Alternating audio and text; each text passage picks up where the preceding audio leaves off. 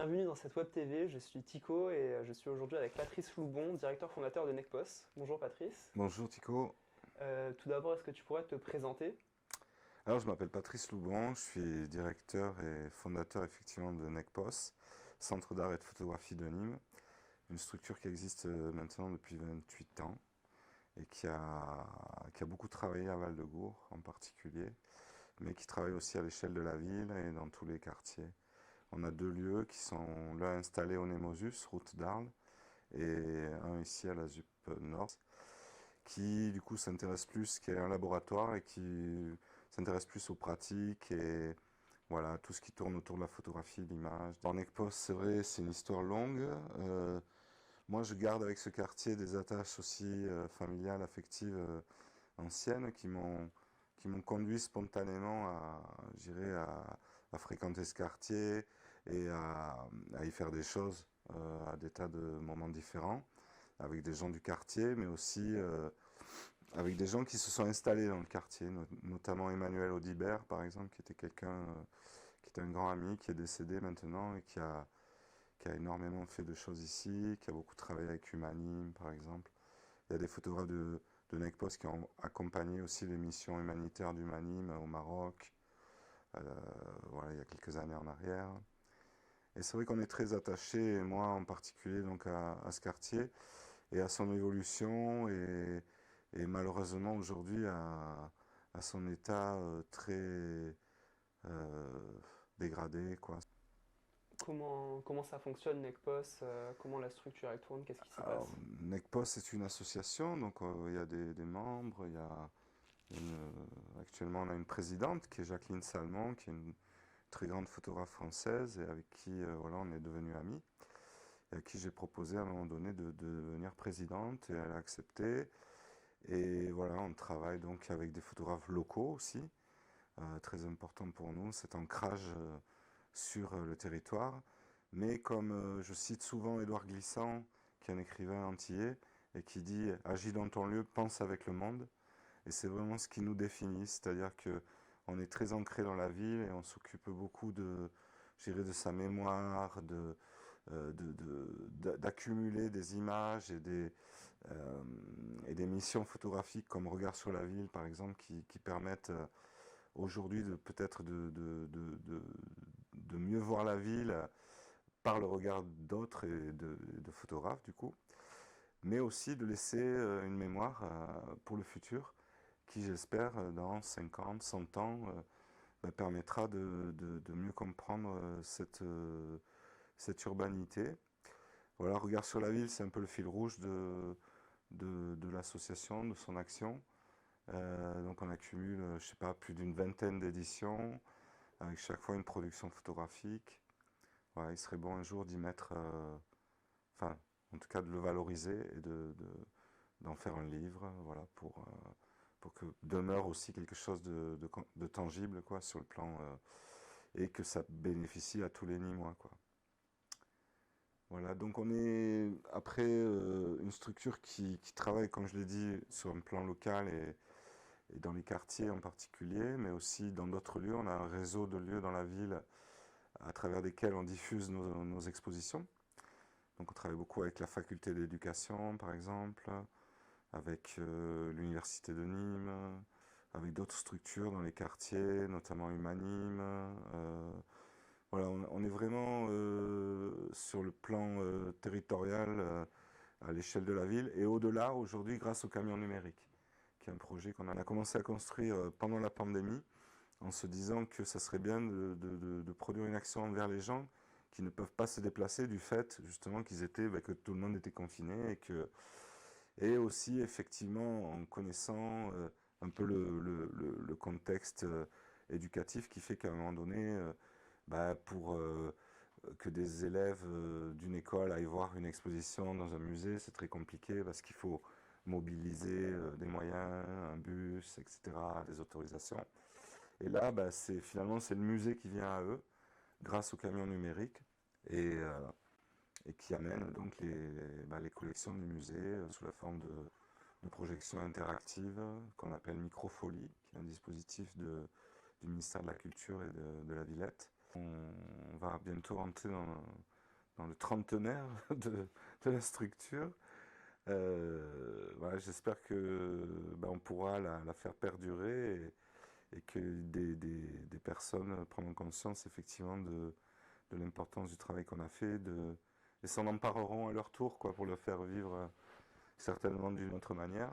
Du coup, pour rebondir sur les deux lieux à Necpos, il y Oui, en a un ici à la ZUP Nord ouais, où c'est plus un atelier pratique, et ouais. l'autre au Nemosius où c'est là où il y a le gros des expositions Alors là, actuellement. c'est notre siège, donc c'est là où il y a la galerie.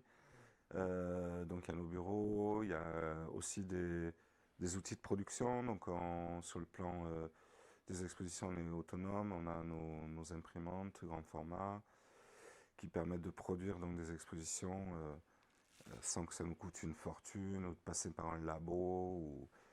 Voilà, pour certaines opérations, on est obligé quand même de passer par des tiers, notamment en termes d'impression de documents, des catalogues ou la revue, notre revue Photoloft aussi, qui existe quand même depuis presque maintenant 13 ans, hein, qui a 25 numéros. On en sort 2 par an. Et ça, on l'a fait imprimer chez un imprimeur gardois au Vigan, l'imprimerie Clément, pour ne pas la citer, qu'on remercie beaucoup parce qu'ils nous font un bon tarif. Voilà, c'est important aussi pour nous de travailler vraiment avec les gens dans le territoire, quoi, parce que aussi on est lié à eux, quoi, et on ne peut pas les ignorer.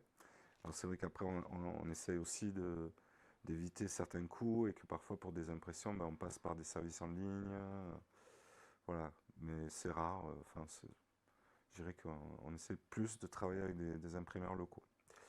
On a l'intention aussi de développer un pôle édition qui est déjà plus ou moins en place, du coup pour éditer des livres et comme ça participer à cette mémoire collective en laissant des traces tangibles, comme je l'ai dit.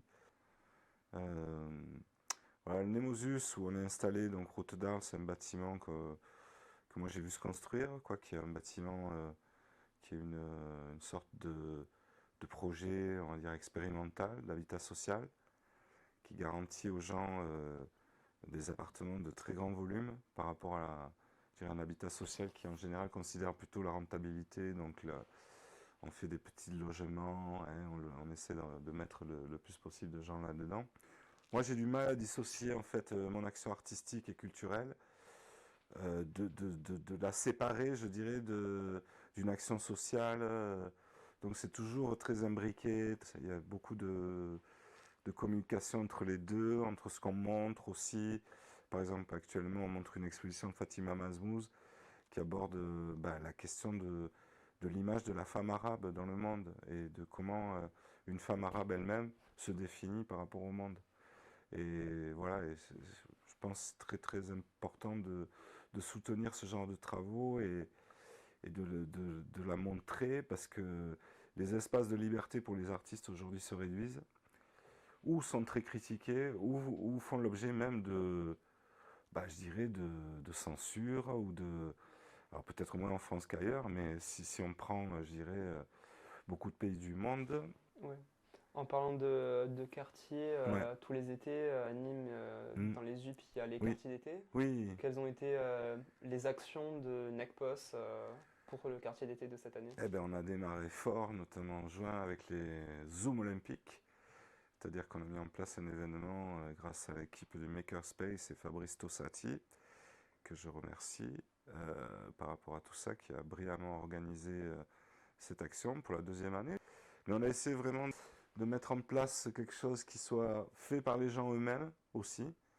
C'est-à-dire que c'est les enfants, les jeunes qui fréquentent la structure, qui ont été les premiers, je dirais, organisateurs, quoi, en quelque sorte, quoi. Avec vraiment une implication forte. En quoi ça consiste, les Zooms olympiques? Alors, il y avait toute une série d'ateliers, de jeux organisés qui permettaient de rejoindre un peu la dynamique des Jeux Olympiques. Et voilà, il y a eu beaucoup d'ateliers, de tas Pas d'appres. uniquement axé autour de la photo. Non, pas que la photo, hein. Non, nous aussi, on essaye d'ouvrir, je dirais, nos activités à d'autres formes et à d'autres registres.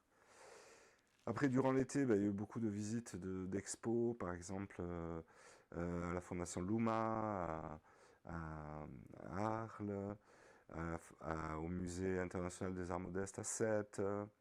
Fabrice Tossati aussi a accompagné un groupe de jeunes avec Humanime pour se rendre aux Jeux Olympiques. On a aussi, par exemple, fait une visite comme ça avec quelques jeunes à l'atelier de Wonji, qui était un artiste qui était implanté en Zup Sud et qui avait aménagé les anciennes pompes funèbres de la Zup Sud en lieu d'expérimentation artistique avec des processus on va dire, de présence de la vie, quoi, à travers des animaux, notamment des pigeons, des mouches, des araignées, un environnement animal très urbain aussi, parce que c'est les animaux qui étaient là, quoi, et qui fréquentent la ville. Mais voilà, ça a été une visite assez surprenante, je pense, pour ceux qui l'ont faite. Et voilà, je pense que Necpos, c'est ça, c'est une passerelle pour aller vers l'extérieur, pour s'ouvrir au monde, pour changer un peu d'environnement. C'est vrai que dès qu'on dit aux gamins, ouais, on va faire une sortie, alors là, il y a 40 mains qui se lèvent, quoi, pour participer, quoi. Et ça fait plaisir, quoi. Parce qu'on sait qu'ils aiment beaucoup leur quartier, qu'ils y sont très attachés, qu'ils le défendent de bec et ongle, mais en même temps aussi, ils ont envie de connaître le monde. Et ça, c'est très positif. Voilà, on est là pour ça. Ouais. Ben, c'est super en tout cas. Eh ben, merci beaucoup Patrice. Bah, avec plaisir. Et merci à vous d'avoir suivi cette Web TV. Et à vous, je vous dis à bientôt pour une nouvelle Web TV.